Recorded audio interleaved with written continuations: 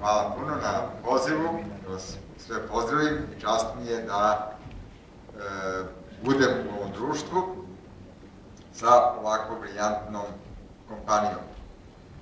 Ovo je stvarno pravi primer, ja bih rekao, danas globalnih uspeha koji su bazirani na internetu. I najveći deo onoga što sam ja u životu uspevao je uvijek bilo bazirano na primjeni najnovijih tehnologija. Uostalom, i završio sam Elektrofakultet u Beogradu i uvek se trudim šta god da radim da je vezano uz najnovije tehnologije, to je uvek dobitna karta. Htio bih i na engleskom da pozdravim goste iz inostranstva. I would like to wish welcome to our guest from abroad and to enjoy Belgrade in Sava Center. It's a place for a lot of international and very famous meetings in our history.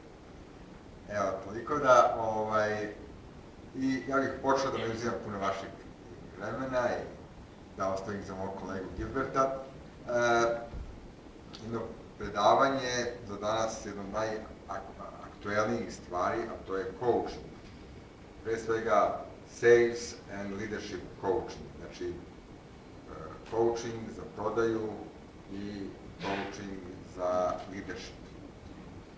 Ovdje vidimo u TVI-u jednu sjajnu primjenu svetskog leadershipa ili vođstva, tako lideri su vođe, a opet bazirana na prodaju, koja je ovog puta mnogo lakša i je u pitanju preporuka.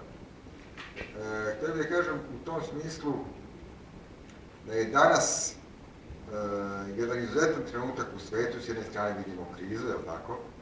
A i ta kriza nije obična kriza, to je jednostavno potpuni svetski prevrat koji je zasnovan na jednoj činjenici koju smo doprinuli i mi elektroinženjeri, je li tako?